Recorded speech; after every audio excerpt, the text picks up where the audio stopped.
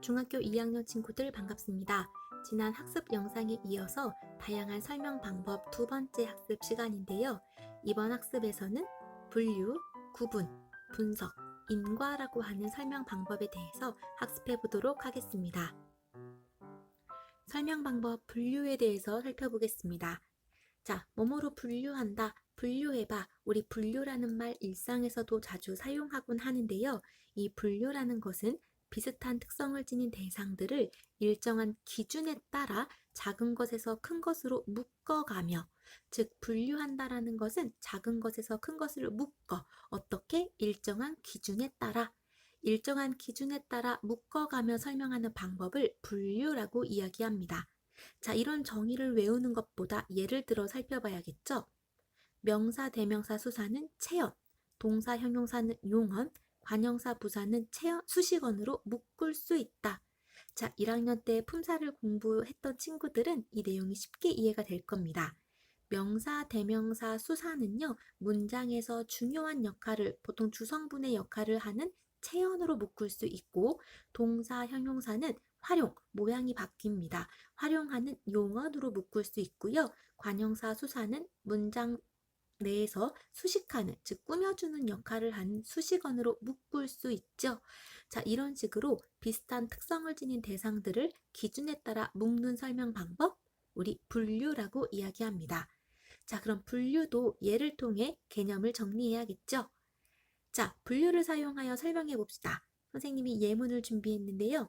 고래, 토끼, 원숭이는 포유류에 속하고, 포유류로 묶었습니다. 무엇을? 고래, 토끼, 원숭이라고 하는 개별 동물들을 포유류라고 하는 큰 개념으로 묶었고요.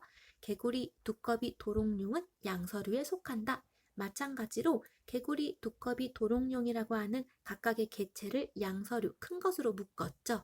이런 식으로 일정한 기준에 의해서 묶는 것, 분류라고 이야기합니다. 이번에는 앞서 살펴본 분류의 짝꿍이라고 할 수 있는 설명 방법 구분에 대해서 살펴보겠습니다. 자, 구분이란 비슷한 특성을 지닌 대상들을 일정한 기준에 따라 큰 것에서 작은 것으로 나누어 설명하는 방법입니다.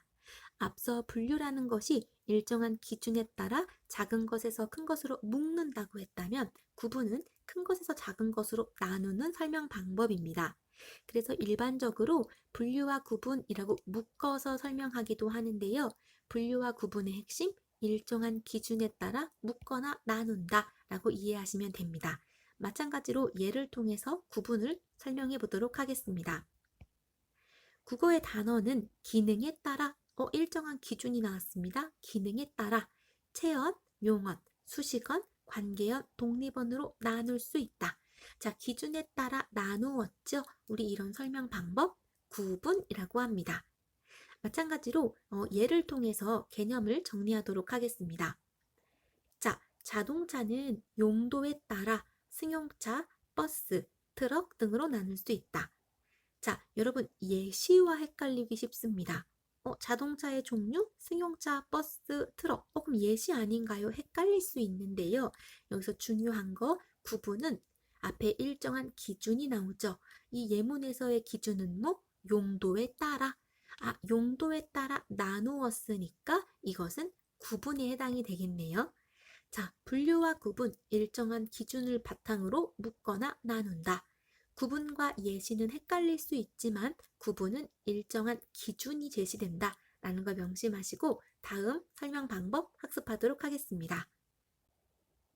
자, 이번엔 분석이라고 하는 설명 방법에 대해서 학습해 볼 텐데요.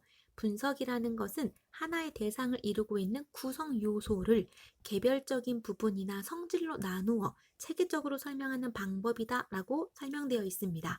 자, 안 외워지겠죠? 말이 너무 어렵습니다. 분석이라는 것은 하나의 대상을 낱낱이 파헤친 것이라고 이해하시면 됩니다. 다시, 분석이란 하나의 대상을 낱낱이 파헤친 것. 그런데 이 분석은 분류와 헷갈리는 경우가 참 많습니다. 먼저 분석의 예를 통해서 의미를 정확히 이해해 볼까요? 자, 시계는 태엽, 초침, 분침, 시침 등으로 구성되어 있다. 자, 얼핏 보면 시계를 나누는 구성 요소를 분류한 것처럼 보이기도 합니다. 또는 구분한 것처럼 보이기도 하죠. 자, 그럴 때는 이런 방법을 활용할 수 있습니다. 여러분, 태엽은 시계인가요? 아니죠. 초침은 시계인가요? 아닙니다. 분침, 시침은 시계인가요? 아니죠.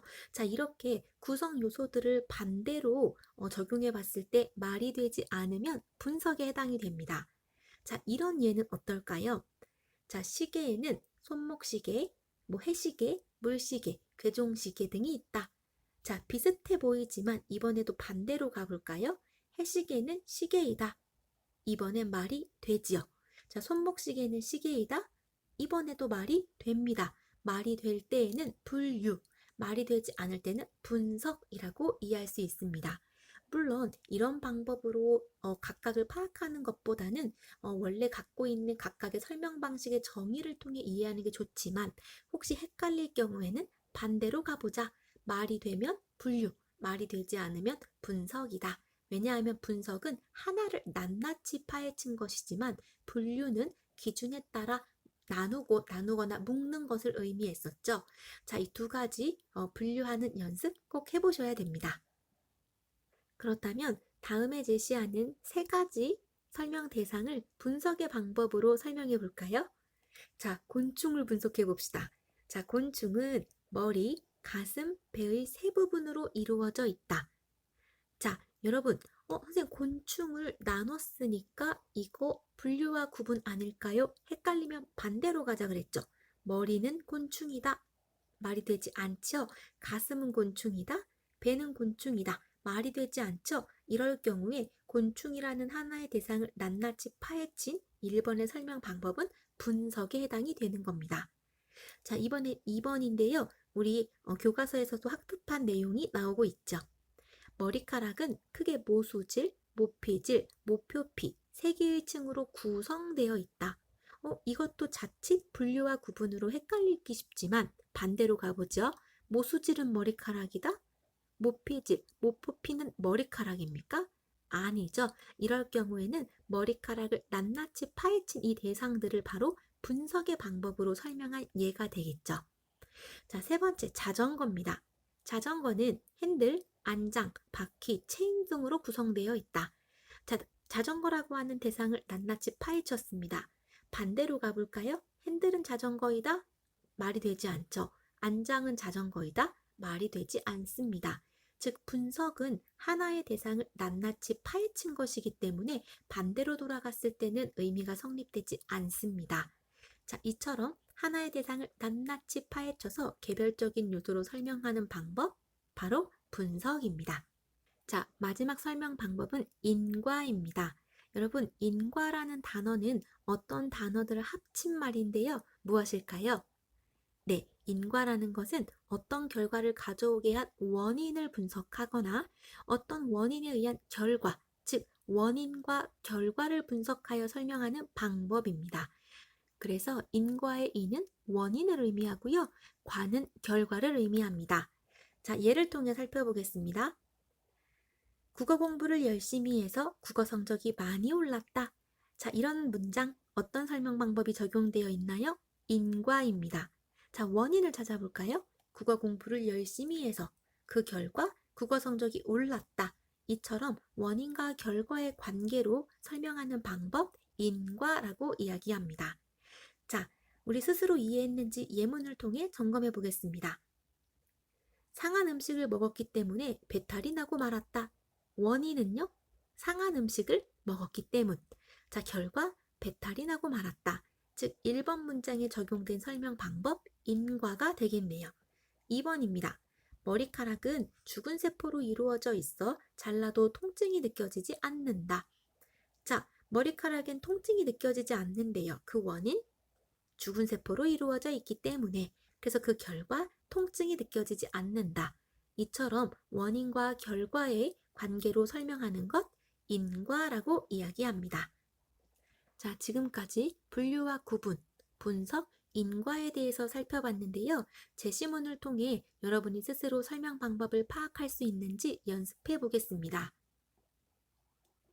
머리카락은 모양에 따라 직모, 파상모, 충모로 나눌 수 있다. 머리카락은 모수질, 모피질, 모표피로 구성되어 있다. 그런데 머리카락은 죽은 세포로 이루어졌기 때문에 잘라도 통증이 느껴지지 않는다. 자, 첫 번째 문장입니다. 머리카락은 모양에 따라 직모, 파상모, 충모로 나눌 수 있다. 모양에 따라 라고 하는 기준이 나왔고요. 나누었지요. 우리 이런 것 분류와 구분이라고 정리했습니다. 두 번째 문장. 머리카락은 모수질, 모피질, 모표피로 구성되어 있다. 머리카락을 낱낱이 분석했죠. 자, 두 번째 문장에 사용된 설명 방법? 네, 분석입니다. 자, 분석인지 분류와 구분인지 헷갈리면 반대로 가보라 그랬죠? 모수질은 머리카락이다. X. 모피질, 모표피 머리카락이다. X. 그러면 분석이 되는 겁니다. 자, 그런데 머리카락은 죽은 세포로 이루어져 있기 때문에 잘라도 통증이 느껴지지 않는다. 아, 원인과 결과가 보이네요. 원인, 죽은 세포로 이루어졌기 때문에 결과, 잘라도 통증이 느껴지지 않는다. 그렇다면 세 번째 문장은 인과에 의한 문장이라고 할 수 있습니다. 자, 여러분, 지금까지 설명 방법 8개를 총 학습했습니다. 정의, 예시, 비교, 대조, 분류와 구분, 분석, 인과까지 학습했는데요. 자, 각각의 개념을 달달 외우는 것보다 예문을 통해서 여러분이 스스로 파악할 수 있어야 합니다. 자, 시간을 할애해서 이렇게 국어 공부에 최선을 다하는 여러분들을 항상 응원합니다.